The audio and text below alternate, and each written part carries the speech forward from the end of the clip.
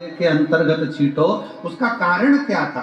उसका केवल एक कारण है कि भगवान शंकर पर चढ़ा हुआ जल अगर थोड़ी सी भी रज लगकर आ गई, भगवान शिव का चढ़ा हुआ जल अगर हमारी चौखट पर, दुकान पर आकर अगर छिटक दिया तो कुबेर का भंडार मेरा महादेव भर ही गए। और तो और कितना सुंदर संवाद किया महाराज जी। प्रयास करिएगा जीवन में एक बार, अगर बन सके जीवन में एक बार प्रयास करिएगा। अगर गुरुवार का प्रदोष पड़ जाए, कौन से वार का?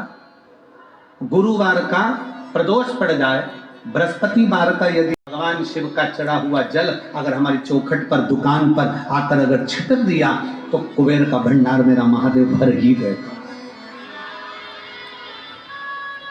और तो और कितना सुंदर संवाद किया महाराज जी। प्रयास करिएगा जीवन में एक बार, बन सके, अगर बन सके जीवन में एक बार प्रयास करिएगा। अगर गुरुवार का प्रदोष पड़ जाए, कौन से वार का? गुरुवार का प्रदोष पड़ जाए, बृहस्पतिवार का यदि प्रदोष पड़ जाए तो प्रदोष के दिन, प्रदोष काल में, प्रदोष के दिन, प्रदोष काल में किसी शिवालय में जाएं, शंकर के मंदिर में जाएं, एक ही दिए के अंदर एक फूल बाती, कैसी बाती है? फूल बाती, और उसी दिए के अंदर एक लंबी बाती, दो बाती। कौन सी बाती हैं? जम के बोलो जरा। एक फूल बाती, एक लंबी बाती, दो बाती। एक ही दिए के अंदर फूल बाती, लंबी बाती दोनों रख लें। थोड़ा सा घृत की बातियां, तेल की बाती नहीं, घी की बाती रखें, और दोनों बातियां उसमें रखकर 3 बेलपत्र भगवान शंकर के मंदिर में लेकर जाएं। दिए को भी प्रज्वलित नहीं करना है। पहली बेलपत्र नंदीश्वर की, जो ऊपर का भाग होता है जिसको हम शिव तत्व भाग कहते हैं, नंदी के पीठ पर एक भाग होता है जिसको शिव तत्व भाग कहा जाता है, वो नंदी की पीठ पर जो भाग है वहां पर एक बेलपत्र समर्पित करें। दूसरा बेलपत्र आप जो माता पार्वती जी का, जैसे ये शिवलिंग है और ये गोल भाग है, ये माता पार्वती जी का हस्तकमल है, तो माता पार्वती जी का जो हस्तकमल है, इस हस्तकमल पर कहीं पर भी एक बेलपत्र आप समर्पित कर दें। और तीसरे नंबर की जो बेलपत्र है, तीसरे नंबर की जो बेलपत्र है वो भगवान शंकर पर समर्पित कर दें। जो दिया आप लेकर गए हो मंदिर में, उसी दिए को नंदी और महादेव, इन दोनों को दर्शन कराते हुए अगर मंदिर के अंदर लगाने दें दिया तो ठीक है, ना लगाने दें तो दीप को बीच में बस स्पर्श कराकर, भले बाहर जाकर लगा दो, पर प्रयास करो वो दीप, वैसे तो बीच में नंदी और शिव के मध्य में वो दिया स्पर्श होना चाहिए। जैसे ये नंदी है और ये शिव है, तो इसके मध्य में दीप स्पर्श कर ले, भले उसको जलाने ना दे, पर स्पर्श मात्र कर कर अगर आपने एकांत में कहीं पर भी ले जाकर लगा दिया, उस दीप को जला दिया, तो गया हुआ कितना भी करोड़ रुपया हो, वो धीरे धीरे कर कर गया हुआ धन हमारा वापिस आता ही है।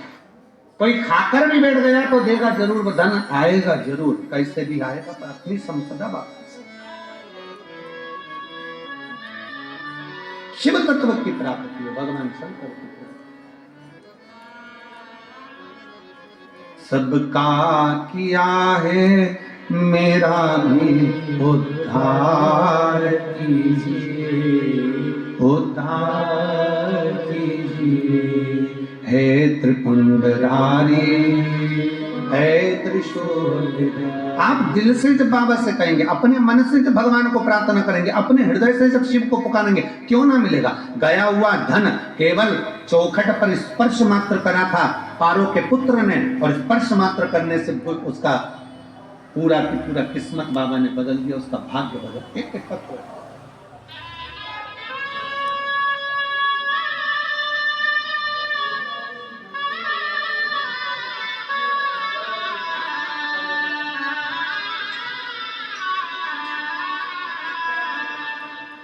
गुरुजी, मेरा नाम अरुण कुमार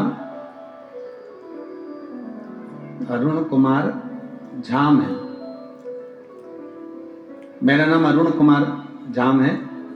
पत्नी का नाम पूनम झाम है। पत्र को आप लोग एलईडी पर आस्था चैनल पर पढ़ सकते हैं। पत्नी पूनम झाम, मेरा घर समस्तीपुर बिहार में है। कहीं बैठे हो तो हाथ हिला सकते हैं। अगर कहीं बैठे हो, नाम अरुण कुमार झाम, पत्नी पूनम झाम, मेरा घर समस्तीपुर बिहार में है। कहीं बैठे हो तो हाथ हिला सकते हैं, और अगर बैठे हो तो एक बेलपत्री लेने के लिए आ सकते हैं। मेरे बेटे का जन्म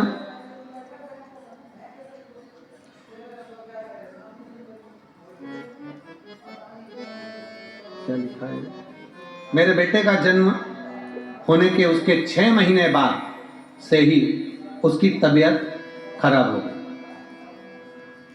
जब बेटे की तबीयत खराब हुई तो डॉक्टरों के पास लेकर गए और उसे दिखाया तो पता चला कि उसको थैलेसीमिया नाम की एक बीमारी हो गई। थैलेसीमिया बीमारी के अंतर्गत हर महीने उसको ब्लड चढ़ना है, प्रत्येक महीने उसको ब्लड चढ़ाना पड़ेगा। हर महीने उसको ब्लड चढ़ाना है, ब्लड देना है। अब हम उसे पटना के पीएमसीएन हॉस्पिटल में दिखा तो वहां भी उसे यही बताया गया कि उसको थैलेसीमिया बीमारी हो गई है। थैलेसीमिया बीमारी हो गई है।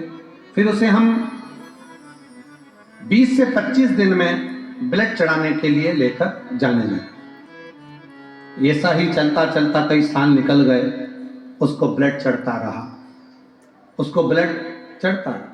हर 20-25 दिन होते और उसको ब्लड चढ़ाने के लिए लेकर जाते। ऐसा करते करते कई समय निकल गया गुरुदेव। तब किसी ने कहा कि टीवी पर शिव महापुराण की कथा आती है आस्था चैनल पर, वो सीवर वाला महाराज बाजता है, उस कथा को सुनो। हमने अपने बच्चे को और हम लोगों ने टीवी पर कथा सुनी और हमने सुना कि पंडाल में बैठकर कथा श्रवण करने वाले की बाबा झोली भरता है।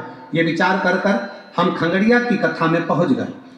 खंगड़िया की कथा में पंडाल में बैठकर हमने कथा सुनना प्रारंभ करा और बाबा से केवल एक ही विनती करते, बाबा इसको जो बीमारी है थैलेसीमिया की, उसमें हर 15-20 दिन में इसको ब्लड चढ़ता है शरीर में, वो बंद कर दीजिए।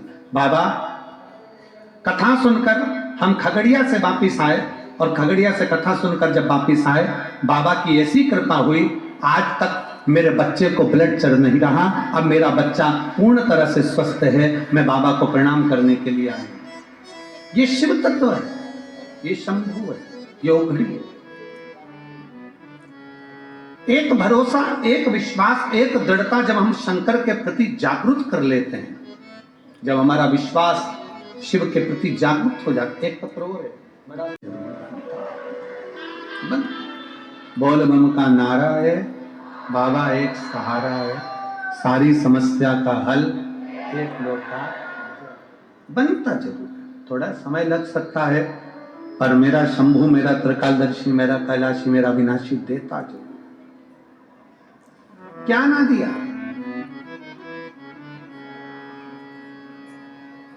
सती माता जलकर भस्म हुई, बाबा ओगड़दानी शंभु ने माता सती की दशा को देख लिया, अपने कंधे पर रखकर तांडव। भगवान नारायण ने सुदर्शन उठाकर टुकड़े टुकड़े कर शक्तिपीठ का निर्माण किया।